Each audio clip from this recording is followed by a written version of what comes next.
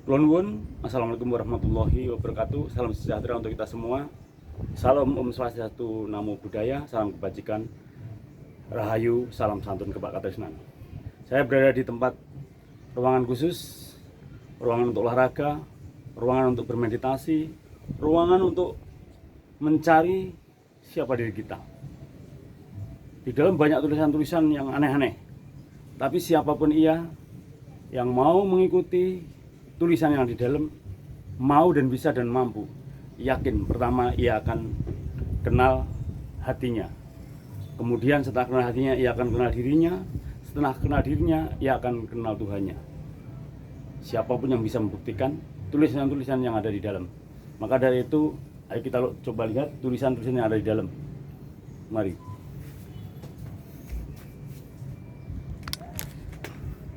Coba kita lihat apa aja tulisannya.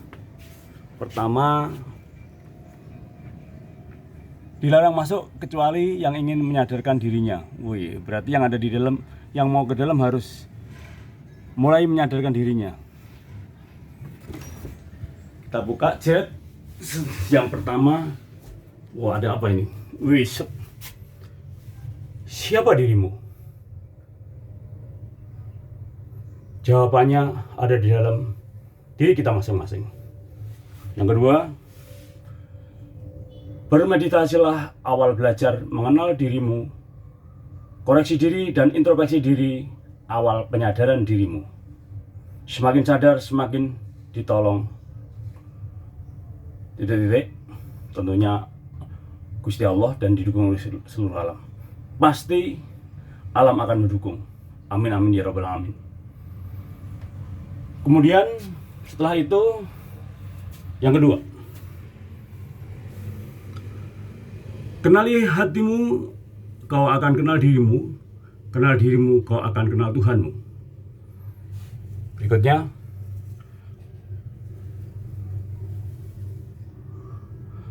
siapa dirimu sebelum sekarang? Dari mana kau diciptakan? Untuk apa setelah kau diciptakan?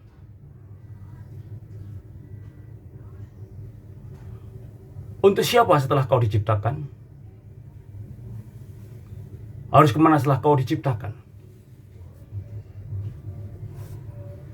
Bertanyalah pada dirimu sendiri. Apa mana arti hidup ini?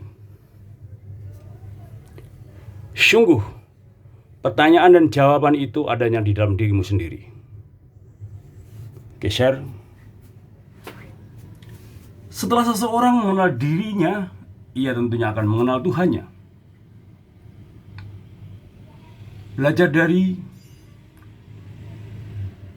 Gusti Allah itu ada. Apakah kau sudah membuktikan? Bila kau ingin membuktikan, akan terbukti.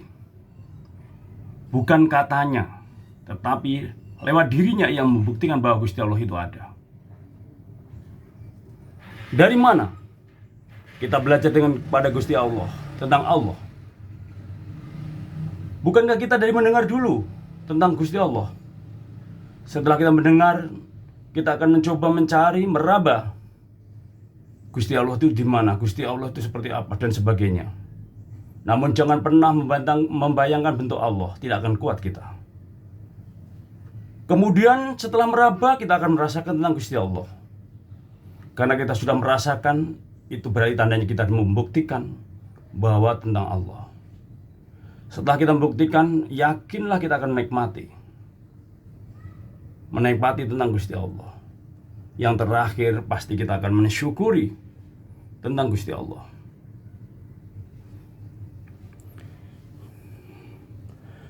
Lewat hatimu lah selaras dengan akal sehatmu. Lewat dirimu akan kau dapatkan itu.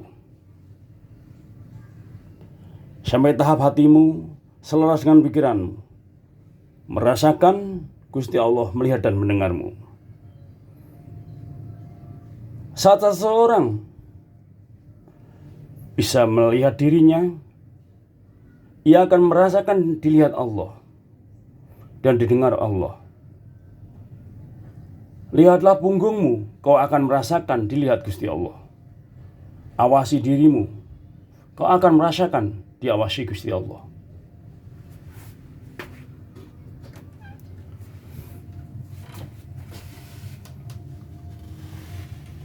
Allah.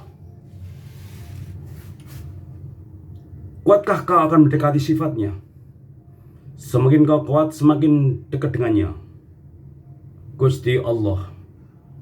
Gusti Allah kasih sayang. Kau harus belajar kasih sayang. Maka itu dekat. Gusti Allah itu maha sabar. Kau harus belajar sabar. Itu dekat. Gusti Allah tidak tidur. Kau harus belajar kurangi tidur. Gusti Allah tidak makan. Kau harus mengurangi makan. Gusti Allah suci. Kau harus belajar bersih. Gusti Allah maha benar. Kau harus belajar kebenaran. Gusti Allah maha memberi. Kau harus belajar memberi atau bersedekah. Dan seterusnya tidak ada habisnya. Kau dari sedikit demi sedikit mengikuti sifatnya, belajar mendekati sifatnya, insya Allah akan dekat. Kemudian Allah dan Allah memang indah. Isi tiap detik di hati dan pikiranmu, seirama denyut jantungmu. Indah sangat luar biasa.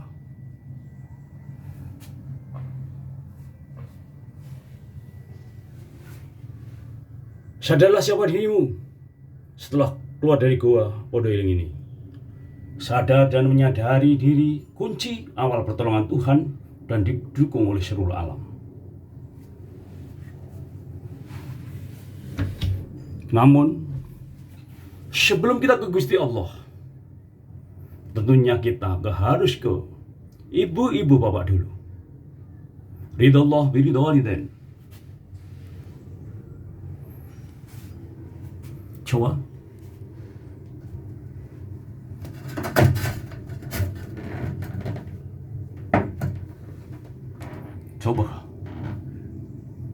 kita baca.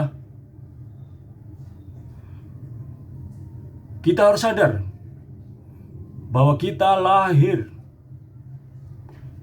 Lahirmu itu lewat ibumu, hasil cinta kasih sayang dengan bapakmu.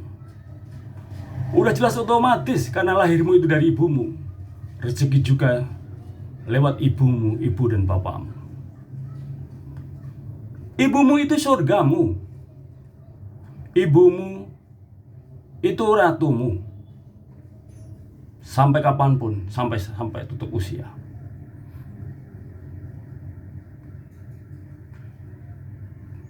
Dan yakinlah setelah engkau berbakti pada ibu-ibu dan bapakmu, Gusti Allah akan menganugerahi istri yang berbakti padamu. Bila kalau istri surgamu pindah ke, tetapi bila mana seorang istri surganya pindah di suaminya, maka rumusnya seorang suami harus berbakti pada ibunya, seorang istri harus berbakti pada suaminya. Yakinlah kehidupan itu mengalir indah. Kunci kau berbakti pada ibumu, istrimu berbakti padamu, itu adalah kunci yang pertama. Kemudian kepada bapak dan kemudian kepada mertua, kemudian sayang anak istri, kemudian kepada yang lain dan seterusnya. Hablum minal nas. Hablum minal nas harus benar. Berawal dari ibu-ibu, bapak, istri berbakti pada suami, anak kedua kepada orang tua, kemudian mertua dan seterusnya. Keluarga dan sesama. Tetapi kunci awal jangan lupa.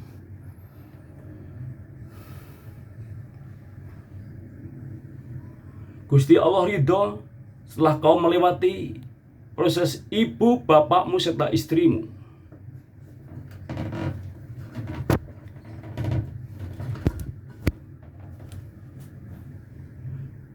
Gusti Allah ridho setelah kau beres dalam hitungan hutang.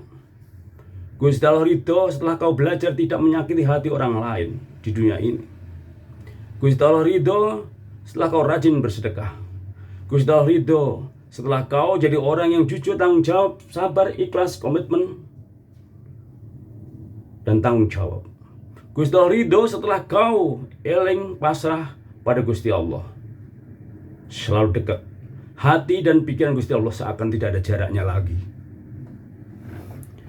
Kemudian setelah kau membuktikan Setelah kau membuktikan, kau harus punya ilmu titen atau ilmu memperhatikan setiap kejadian. Dan punyalah ilmu yakin, semua Gusti Allah yang mengatur dan menggerakkan. Jangan ada pengakuan dari dirimu, tetapi semua adalah Gusti Allah. Kita hanyalah wayang, kita hanyalah patung yang digerakkan oleh Gusti Allah. Kosongkan dirimu, kosongkan pikiran dan hatimu, semua adalah Gusti Allah. Semakin kosong, semakin terisi. Bukankah angka itu berawal dari satu kok, kosong, berawal dari kosong. Angka itu berawal dari kosong. 1, 2, 3, 4, 5, 6, 7, 8, 9, 1 kosong. Dari awal kosong kemudian akhir kosong. Kosong di sini bahwa kita waktu kecil belum punya pikiran tapi udah punya naluri. Pakainya naluri. Setelah kita belajar 1, 2, 3 sampai 9, kita akan kembali ke 1 kosong. Tetapi 1 kosong ini berarti kita sudah membawa 1 sampai 9. Sudah pintar, sudah pandai, sudah banyak belajar menggenggam dunia ini, kemudian dikosongkan lagi. Bahwa semua itu sejatinya Gusti Allah. Sadarilah itu. Manusia tidak punya apa-apa, tidak bisa apa-apa tanpa izin Gusti Allah. Semuanya adalah Allah. Kemudian, jadikan dunia ini surga dunia. Surga dunia melewati hati dan pikiranmu. Tempatnya ada di bawah kaki ibumu. Bila dikupas lebih dalam adalah tanah. Lembutkan, haluskan hatimu, bersihkan hatimu. Karena ilmu hak hanya bisa diterima dengan orang yang hatinya bersih dan pikirannya jernih. Sekali lagi, ilmu kebenaran, ilmu hak hanya bisa dipahami dengan orang-orang yang mulai belajar membersihkan hati dan pikirannya. Namun juga kita harus memperdalam sebuah ajaran sesuai dengan agamanya masing-masing. Namun sejatinya agama itu jalan. Agama itu jalan. Sadarilah agama itu jalan. Tujuannya adalah ke Tuhan. Ke Tuhan yang Maha Kuasa. Dan untuk melayani sesami dumadi, melayani sesama manusia dan menata alam ini dengan sebaik-baiknya. Bukankah di pelajaran kita yang kita pelajari ada 4 yang harus kau kuasai tentang tingkatan di ajaran Islam. Yang pertama adalah tingkat syariat, kemudian tarekat, kemudian hakikat, dan kemudian ma'rifat. Diibaratkan filosofinya syariat itu adalah kulit atau luar. Contoh ibaratnya kelapa itu adalah sepet.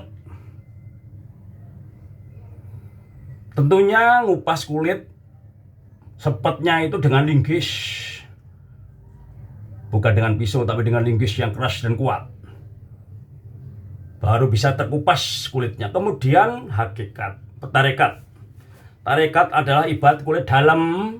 Kalau kelapa itu adalah batoknya itu. Dia pakai golok, bukan pakai linggis lagi. Agak tajam tapi masih keras. Kemudian hakikat adalah kulit yang paling dalam, kulit ari. Kalau kelapa ibaratnya kulit ari kelapa. Ia pakai pisau yang tajam, bukan pakai golok lagi.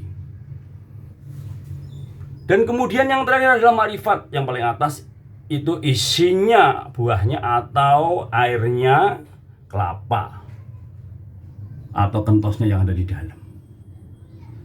Jadi sebuah ajaran itu diisyaratkan atau diibaratkan atau disanepankan. Ajaran yang paling luar adalah ajaran kulit, kemudian dalam, paling dalam, dan baru nyampe isinya. Maka dari itu kita semua harus belajar, terus belajar dan belajar. Jangan sampai saling menjatuhkan di antara satu sama yang lain. Jangan merasa diri kita benar. Karena benar dan salah hanya Gusti Allah yang tahu. Menurut kita benar belum tentu bagi Allah benar. Siapa yang harus dicontoh dan ikuti? Adalah para wali songo. Sudah mengajarkan itu semua kepada kita semua.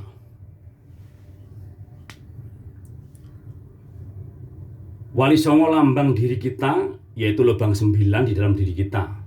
Aslinya mah 10, tapi yang satu lubang dipotong, ditutup, tetapi dekat dengan pusar atau pusat. Wali songo adalah di dalam diri kita itu perlambangnya. Mulut ada 2, hidung ada 2 lubang, mata ada 2 lubang, telinga ada 2 lubang, kemaluan dan anus. Semuanya ada 9. Siapa yang bisa suci atau bersih 9 itu, insya Allah mengikuti ajarannya wali songo. Namun ini semua kembali ke tingkatan masing-masing. Kalau memang benar-benar suci yang 9 itu, ia akan minimal dekat dengan para wali atau dekat dengan Gusti Allah. Bisa-bisa jadi walinya Allah. Tapi di antara kita kemungkinan 1001 atau 1.000.001 atau berapa 100.000.001 orang yang manusia biasa yang bisa suci, bersih, tidak ada dosa, 9 perkara itu. Kemudian yang satu lagi, pusar dilambangkan, itu ditutup pusar kita. Itu adalah lambang makrifat ajaran para wali. Itu lambangnya. Ini tidak bisa dikupas di umum. Kalau ingin mengetahui, memahami harus 4 mata. Setiap ajaran yang sudah mulai thariqah itu tidak bisa diumumkan di khalayak ramai. Tapi untuk memancing keluarnya bisa saja. Tapi untuk mendalaminya harus 4 mata.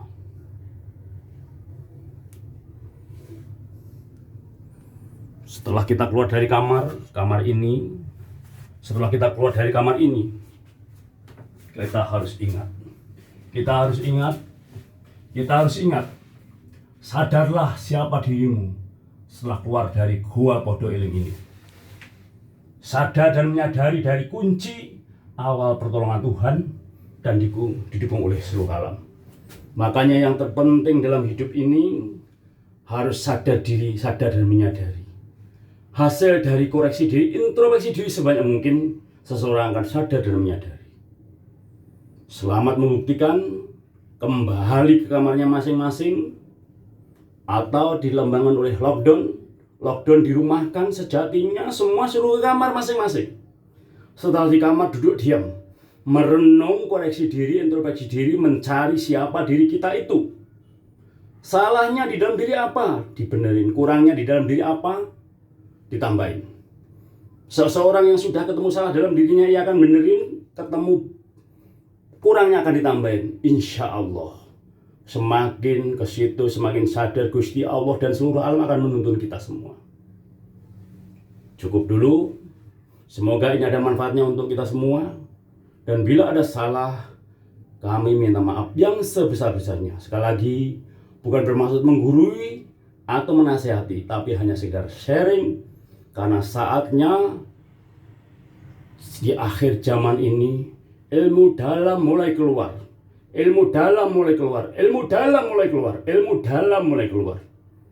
Sebagai bentuk keseimbangan akan radikalisme, akan kekerasan, adalah ilmu dalam mulai keluar.